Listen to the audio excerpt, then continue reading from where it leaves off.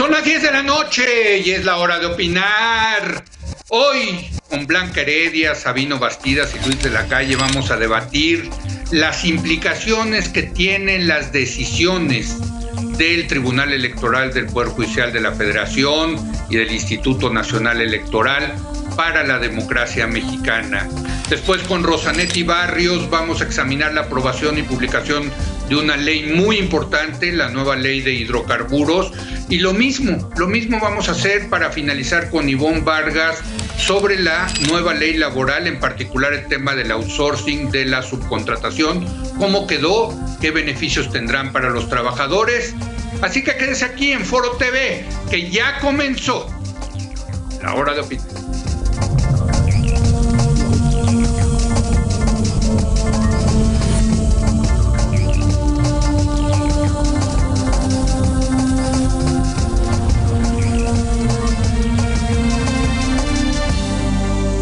Muy buenas noches. Bueno, esta semana dos decisiones muy trascendentales del Tribunal Electoral del Poder Judicial de la Federación, ratificando lo que había ordenado el INE. Estamos hablando primero que nada del retiro, la cancelación de las candidaturas de Raúl Morón como candidato a gobernador de Michoacán de Morena, y la candidatura de Félix Salgado Macedonio para gobernador en Guerrero.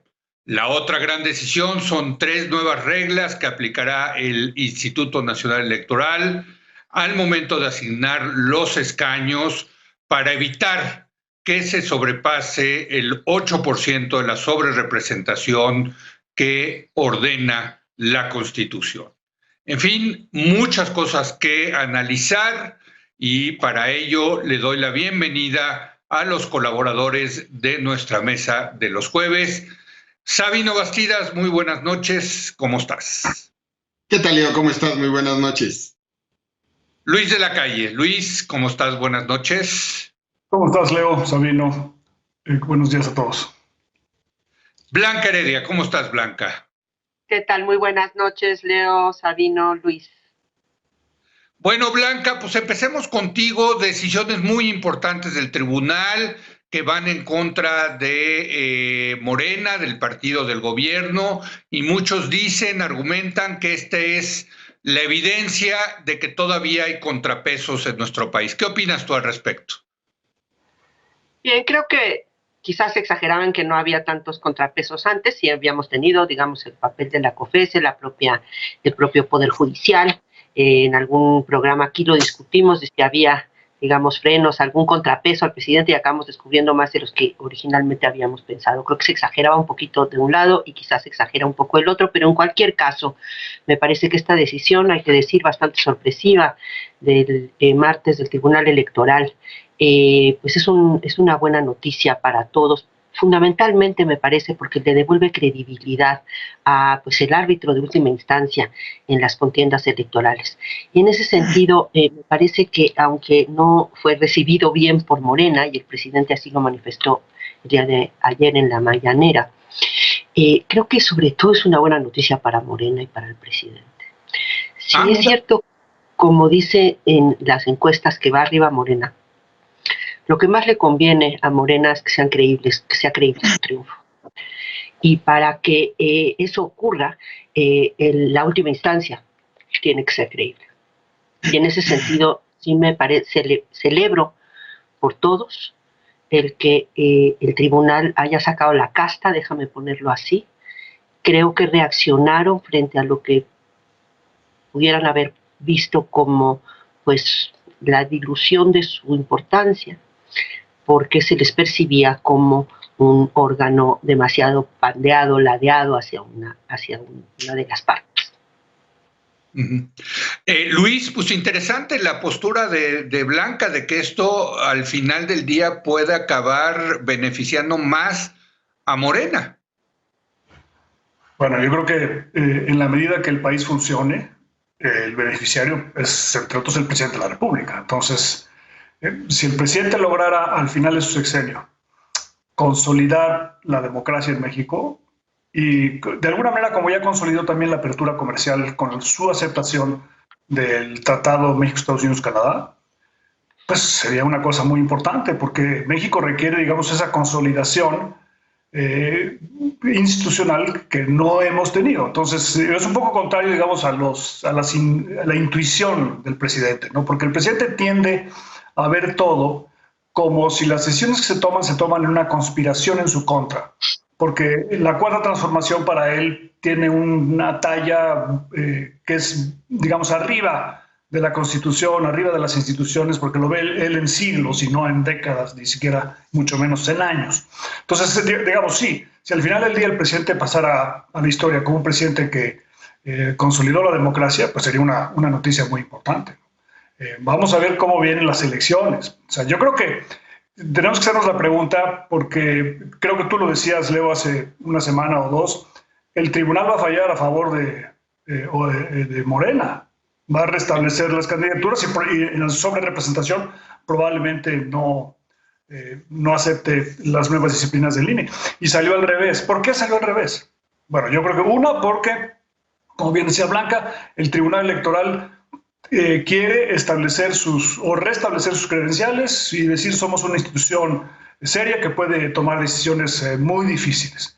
En segundo lugar, el desprestigio de su propio presidente. O sea, vimos a un presidente del Tribunal Electoral que ahora tiene menos influencia en el proceder del tribunal y menos respeto de sus pares, entonces menos capacidad de liderazgo para orientar una decisión o los procedimientos del propio tribunal.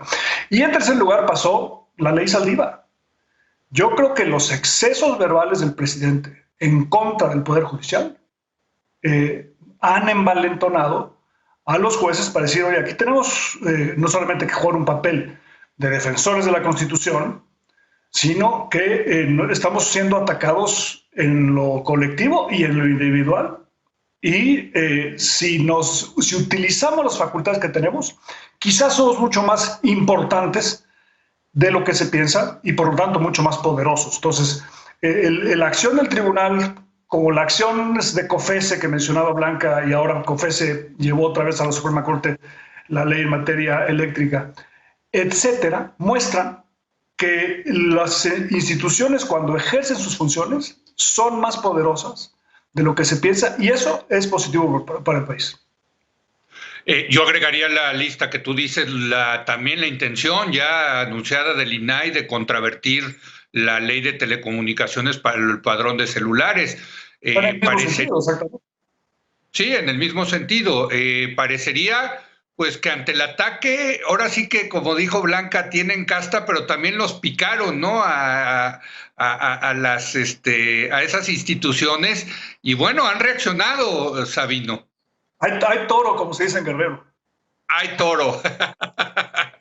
Yo creo que yo coincido con esto, y siguiendo el hilo de Luis, que me parece muy inteligente, creo que efectivamente la democracia está bajo asedio, y estamos viendo la reacción a ese asedio. Tengo la impresión de que estas resoluciones son de esa manera porque los actores se envalentonaron también producto del acoso y del contexto. Creo que es parte de esta línea roja de declarar constitucional la violación al 97, que a todos nos colocó en una situación de reflexión de hasta dónde puede llegar esto.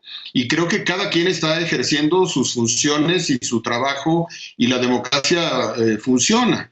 Yo quiero apuntar en primer lugar, y me da mucho gusto, que a pesar de que no me gustó el discurso del presidente en sus críticas a la democracia, y creo que hay que seguir ese hilo porque es muy preocupante, el hecho de que el presidente llame a acatar la resolución del tribunal a mí me parece muy relevante. Ahora, yo creo que aquí hay un ángulo muy importante a reflexionar. Creo que está toda esta parte de Morena, de lo que no se hizo en Morena, de la manera como pone en evidencia al partido del presidente en sus deficiencias administrativas. ¿Cómo es posible que el partido en el poder, que el partido que lleva 3 años en el Ejecutivo no tenga un jurídico lo suficientemente armado como para tener sus reportes de precampaña, para cumplir las leyes de manera escrupulosa, que un tema administrativo lo golpee de esta manera, que se vean tan desordenados, tan caóticos, que recurran a una posición beligerante de oposición en la calle de esa manera. Creo que pone en evidencia que no están los mejores candidatos. A mí me da mucho gusto que la resolución en el sentido que se da, y que finalmente personas como las que iban a ser candidatos de algunos estados no lo sean, aunque no sea por las razones que debieron no haberlo sido. Creo que el hecho de que estos candidatos no lleguen también es algo positivo para Morena, porque los depura, porque los coloca ante la necesidad de mejores cuadros. Pero fíjense nada más los desfiguros del partido en el poder, que tiene que recurrir nuevamente a encuestas en lugar de congresos y asambleas para tratar de nombrar un sustituto en el estado de Guerrero, que políticamente lo tiene muy problemado. Esta tentativa o esta idea que surgió ayer de que los hijos de los candidatos fueran los sustitutos, todavía la posibilidad en Guerrero de que la hija del candidato se coloque como candidata sustituta, habla de poca institucionalidad, de poca fortaleza, de no respetar los órganos internos, un partido que ni siquiera ha podido echar a andar sus asambleas, un Mario Delgado que luce desdibujado, con un discurso anacrónico, sin una visión de izquierda, ayer saliendo de Palacio Nacional, de ver al jurídico en día hábil, poco cuidadosos de las formas. Yo creo que lo que coloca esto es a Morena en un resultado muy preocupante. Me parece que las resoluciones son muy buenas para emparejar la cancha, que coincido con Blanca en el sentido de la legitimidad que el tribunal adquiere para la resolución final y que eso abona a la gobernabilidad, pero lo que en el fondo nos está asistiendo es esto que señalaba Luis respecto a un contexto de asedio a la democracia, de este discurso antisistémico que yo creo que no le hace bien al presidente y que debe corregir. Y yo diría encuestas entre comillas, ¿no, Sabino? Porque la verdad es que nunca hemos sabido bien a bien si levantan o no las encuestas, nunca las han hecho públicas. Es un dedazo en forma de encuesta. ¿Perdón? Un dedazo en forma de encuesta. Pues sí, vamos a llamarlo así. Blanca, a mí me está gustando mucho esta discusión porque desde hace semanas, como tú bien dices, nos estamos dando cuenta que sí en México se hizo un régimen, pues si quieres, débil, chafa a veces, en fin, pero una democracia con ciertos contrapesos. Y hoy lo estamos viendo, hay que celebrarlo, ¿no, Blanca? Y sobre todo a la luz de esto que debatíamos la semana pasada, de si es una elección histórica, en el sentido de que va a desaparecer la democracia, en fin, ¿no? Sí, me parece que hay que celebrarlo, pero también creo que hay que decir que esta, digamos, renovada vitalidad de nuestro régimen democrático que estamos viendo en estos días, y concretamente con las decisiones del día de ayer del Tribunal Electoral y la decisión también del INAI, creo que no las hubiéramos visto sin una mayoría empoderada, como la que se empoderó en el 2018. Creo que veníamos de una democracia realmente muy como débil, en donde incluso los órganos autónomos desempeñaban un papel más de comparsas que de frenos efectivos al poder político. Y en la medida en la que una mayoría distinta, una mayoría que había estado más o menos como con un bozal durante mucho tiempo, llega al poder con un vocero que pues no se arredra ante nada, eso como que hubiera despertado a las bellas durmientes de los organismos autónomos, y entonces ahora están todos más vivarachos y bonitos. Pero déjame retomar una cosa que decía Sabino que me parece muy interesante sobre el poco respeto de Moreno a las formas. Yo no puedo dejar de pensar que frente al preciosismo hiperformalista del viejo régimen, que heredó con completo el denominado régimen de la transición, que violaba la Constitución un día sí y otro también, pero de manera muy preciosista, cuidaba las formas. Ahora no. Ahora ya no se hace de esa manera. El gobierno no tiene mucho aprecio por esos formalismos. Y sí uso formalismos y no simplemente apego a la legalidad, porque hay que reconocer que durante larguísimas décadas en México, más bien lo que prevaleció fue el formalismo, ¿sí? El hacerle como si cumpliéramos la ley. Y hay que decir también que si el viejo régimen representó ese formalismo a la Versalles, la 4T y el gobierno de Andrés Manuel son la política pura, en estado crudo, como carne cruda, ¿sí sabes? Ni tártara, pues. O sea, es política en estado puro, ni siquiera se... ¿Estado natural hobbesiano? ¿Dirías estado natural hobbesiano, casi? No, digamos que hay toda una lectura de Hobbes muy liberal que desprecia la política. Yo nunca he despreciado la política, me interesó la política, le tengo un gran respeto. Y creo que esta vivificación, este elemento más como vivo de nuestra democracia, tiene algo también que ver con el regreso de la política en ese sentido abierto, claro, contundente. Bueno, y hay que decirlo, a muchos les gusta esto, Luis, bueno, esa carne tártara, como le dice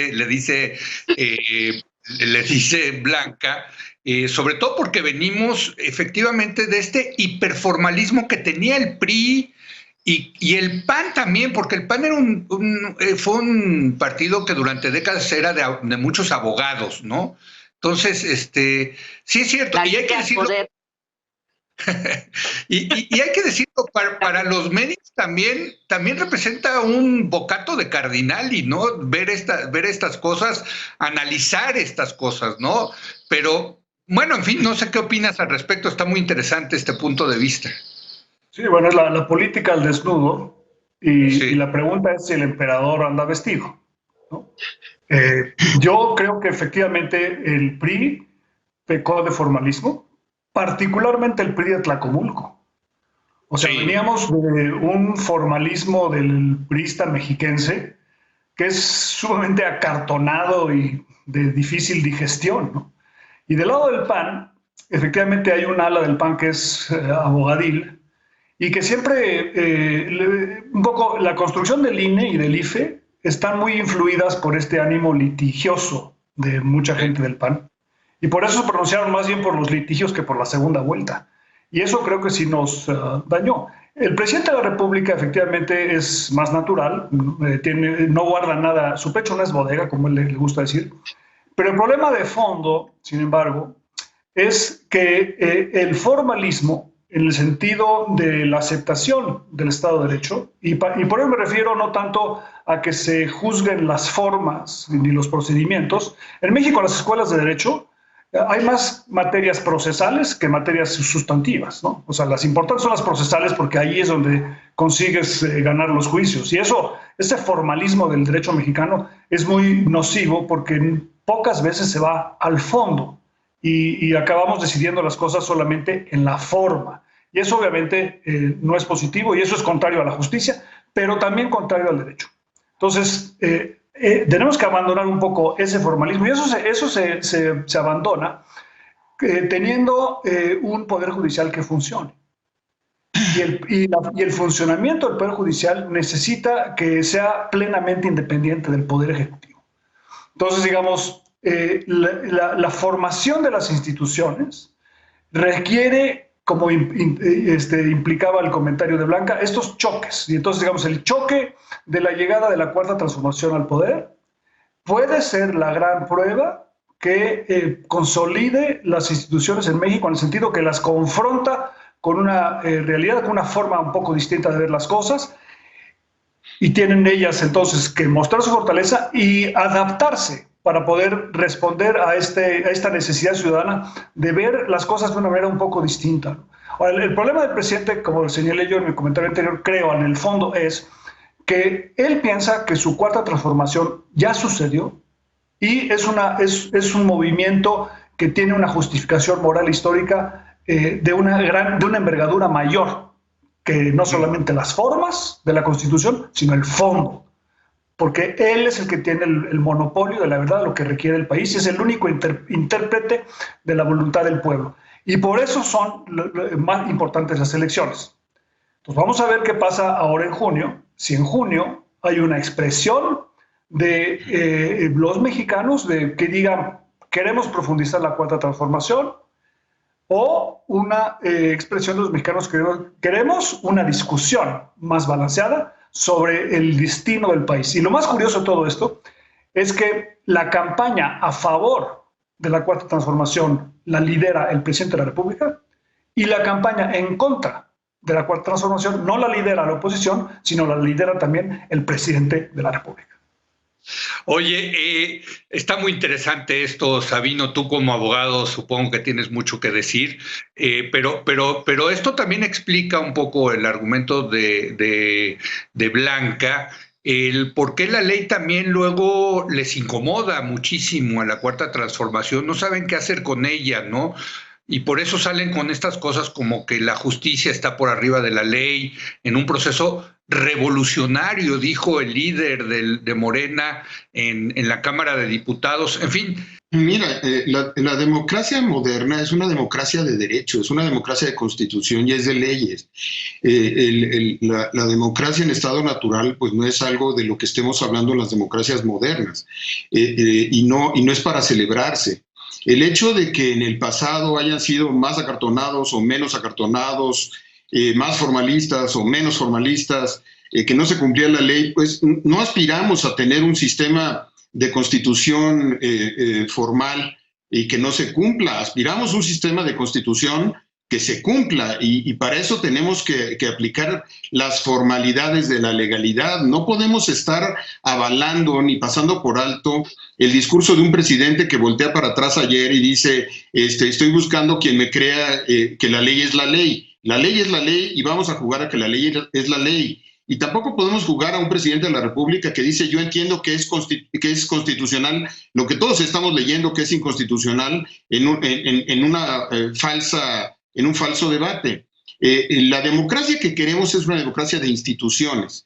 Y la política, que pueden analizar sociólogos o como quieran en crudo, a la hora de convertirse en realidad, tiene que convertirse en un tema de leyes y de instituciones y de formas.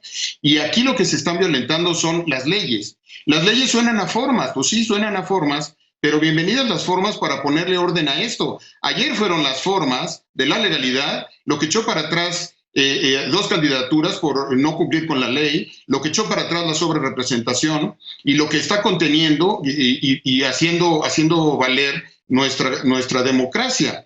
A mí lo que me preocupa es que lo que vimos ayer sea flor de un día. A mí lo que me preocupa es esta narrativa, este hilo conductor que de manera agregada el presidente está tratando de construir, en donde nos está creando la sensación de que como la ley no es de verdad, entonces el intérprete de la ley es el presidente de la República, en donde como las formas en el pasado se vulneraban, entonces hagamos otra democracia, porque estamos haciendo una democracia no pluralista, una democracia que excluye a los conservadores, que excluye a los intelectuales, a los periodistas, a los opositores. Y hay que decirle al presidente que aunque no le guste, este país también le pertenece a esos conservadores y a esos partidos y a esos otros Méxicos, y que está ofendiendo todos los días, y que esta narrativa, si la vas proyectando en el tiempo, lo va a llevar a un callejón sin salida en donde su transformación puede necesitar convertirse en una transformación que no respete el Estado de Derecho. Y aquí la pregunta es, ¿cuál es el límite del presidente para el proceso de transformación? Él no puede emprender una transformación unipersonal y no hay un diálogo democrático inteligente. No lo está llevando a cabo con los actores de la oposición, no lo está llevando a cabo con quien piensa diferente, y la descalificación diaria nos está haciendo mucho daño a todos. O sea, no estamos en un escenario de normalidad institucional democrática. Aunque ayer nos haya ido muy bien y estemos muy contentos y hoy celebremos, lo sensato es entender el hilo, y el hilo proyectado en el tiempo. No quiero imaginar lo que puede llegar a generar, no quiero hacer spoiler del sexenio, pero pues esto puede terminar muy mal si seguimos sin respetar la legalidad, las instituciones y la forma, y creo que nuestro trabajo consiste en causar para allá. Bueno, y hay que ir cerrando este tema, Blanca, Luis, Sabino, y creo que tenemos que mencionar que aunque el presidente dijo que había que acatar las resoluciones del tribunal, también dijo, bueno, pero vamos a tener que revisar bien qué es esto del INE y qué es esto del tribunal. También el senador Monreal ya dijo que viene una reforma a estas instituciones. Ahí podría estar el quid del asunto, Blanca, ¿no? Porque si la ley me estorba, pues cambio la ley, ¿no? Pues mientras tenga las mayorías para hacerlo, es legal, ¿no?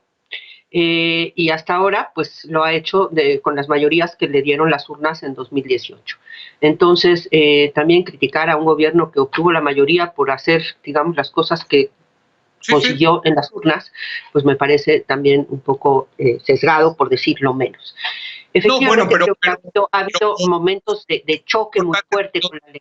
Blanca, por eso es importante el tema, o sea, cambiar la ley, desde luego la pueden cambiar, pero lo que me llama la atención es que cambien la ley cuando deberían de cambiar la Constitución, como es en el caso de... Sin duda, sí, pero con respecto donde a eso tienen... sí, coincido contigo, cuando no se puede hacer es violar la Constitución, entonces hay que cambiar la Constitución, y mientras cuentes con los votos para ello, pues adelante, ¿no? Quiero simplemente mencionar que el funcionamiento de un sistema de pesos y contrapesos depende desde luego del peso que haya del otro lado del gobierno, y también depende de la autocontención del poder. Y ha habido algo de autocontención que creo que vale la pena subrayar, ya lo decíamos en algún otro programa, el presidente pues se separó del abismo al que parecía ir encaminado cuando dijo que pues no se iba a cumplir con la Constitución y que iba a pasar la ley de la industria eléctrica y ni modo, ¿sí? A cuando como que respiró y dijo no, si acaso la Suprema Corte la declara inconstitucional, nos vamos a ir a reforma constitucional. Igual me parece que antier, lo que dijo el presidente de no me gusta esto y están atacando a la democracia, pero lo voy a respetar, también es una señal muy importante. O sea, comparemos con otros líderes políticos que tenían cero esa autocontención, ¿sí? Y de que también habría que pensar hasta qué punto no, en la medida en la que Morena, el movimiento que sostiene al presidente Andrés Manuel López Obrador, no es una cosa unitaria. Hay unos muchísimo más radicales que hubieran querido que el presidente saliera a decir me voy contra el INE, no acepto esa resolución de ninguna manera. El único que puede saber cuáles son esos equilibrios internos es el presidente. Me pregunto también hasta qué punto ese doble mensaje que manda hacia Cato, pero hacia adelante, si tenemos la mayoría vamos a desaparecer estos órganos, no también está respondiendo a mantener el orden adentro de su casa. Pero a ver, déjame preguntarte, Blanca, porque también la solución de la radicalización les puede costar electoralmente las urnas.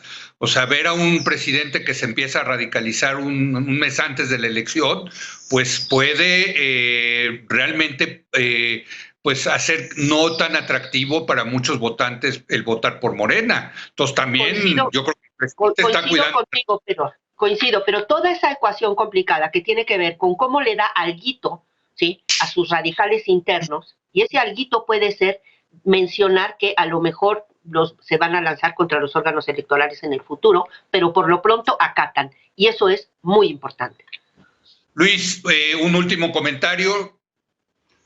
Bueno, yo creo que los cambios legales no son necesariamente ni legales ni legítimos, ¿no?, aunque los apruebe el Congreso. Hay una veintena de casos en la Suprema Corte sobre la constitucionalidad de las medidas que ha propuesto la Cuarta Transformación y que el presidente del máximo tribunal en México no ha querido poner en la agenda precisamente para evitar pronunciarse sobre ellos. Entonces, y un argumento similar se puede hacer, por cierto, incluso a las reformas a la Constitución. O sea, una reforma a la Constitución que le quite la libertad o los derechos humanos a los mexicanos es claramente contraria a la Constitución y es contraria a muchos tratados internacionales que ha firmado México. Entonces, no solamente, digamos, es cambiar la Constitución a modo para entonces sí cumplir. O sea, hay límites también allí que creo que deben ser tomados en cuenta. Ahora, creo que lo más importante ahora, obviamente, es el resultado de la elección de junio. La probabilidad que el presidente tenga mayoría calificada se redujo en la Cámara de Diputados drásticamente con la decisión del Tribunal Electoral. Porque, digamos, la sobrerepresentación fue un instrumento necesario para que Morena y sus aliados alcanzaran esa mayoría. Sin esa sobrerepresentación y sin el presidente en la boleta, la probabilidad que alcancen la mayoría calificada es mucho más baja. La gran pregunta es qué sucede si hay un voto masivo de mucha gente que no está contenta con la situación por el COVID y por la economía o por la polarización, lo que querramos, y el presidente pierde la mayoría simple en la Cámara de Diputados. Creo que ese es el escenario que llevaría a una más inestabilidad en el corto plazo, porque allí la amenaza que hizo el otro día, que me parece muy poco democrática, de Ricardo Monreal en el Senado, de decir, vamos a reformar las leyes o la Constitución en julio o agosto, después de la elección, si no nos gusta el resultado. Eso, que a lo mejor es legal, porque todavía tienen la mayoría en un Congreso que ya, digamos, está de salida, es altamente ilegítimo si acaban de perder la elección en el mes de junio. Pues te toca cerrar, Sabino, nos quedan un par de minutos. Adelante. Todo el proceso de transición a la democrática en México se hizo con las oposiciones sentadas en la mesa, en distintos momentos y con muchas tensiones, pero las distintas reformas políticas se han hecho con todos los actores sentados en la mesa, y yo lo que no encuentro en este momento es ese diálogo político que los acerque. ¿Qué me preocupa para el día de la elección? Me preocupa que, aunque Morena pierda posiciones, los márgenes con los que va a perder Morena van a ser de un dígito. El riesgo de postelectorales es relativamente alto. Y esta sensación de que podemos modificar la legislación electoral porque tenemos la mayoría y ese es el mandato del 18, pues eso es lo que ya se va agotando. Porque yo creo que hay muchos dichos del presidente y hechos del presidente que ya lo deben colocar en una posición distinta. Él no es el juez que dice si yo soy un demócrata o no. Él preguntó en la mañanera si creía que los consejeros eran unos demócratas, ¿verdad que no? Y él dice, no, no son demócratas. Y además dijo, conspiran contra la democracia. Cuidado con las palabras y cuidado conforme se vaya acercando el fin del sexenio, porque la Casa Presidencial va cerrándole los ojos a los presidentes de México y toman decisiones menos sensatas y menos inteligentes. Aquí el valor, el bien jurídico tutelado, para mí se llama democracia, y la línea roja que no puede cruzar el presidente, aunque tenga una enorme legitimidad y mayorías en el Congreso, es el respeto al otro. O reconstruimos el centro democrático y el diálogo democrático, o la democracia se puede problemar mucho al cierre del gobierno. Oigan, pues como siempre, qué buena mesa, caray. Yo ya saben que las disfruto mucho. Bueno, también las de lunes, martes y miércoles. Pero bueno, pues les mando un gran saludo. Los veo el próximo jueves. Gracias, Blanca, Luis, Sabino, muy buenas noches. Muy buenas noches a todos. Gracias, buenas noches. Bueno, vamos a hacer una breve pausa y vamos a regresar con Rosanetti Barrios para examinar la aprobación precisamente de una de esas leyes que, bueno, pues que va a generar muchos amparos, que eventualmente podría llegar a la Suprema Corte, seguramente yo diría va a llegar a la Suprema Corte para revisar su constitucionalidad. Me refiero a la ley de hidrocarburos. Regresamos.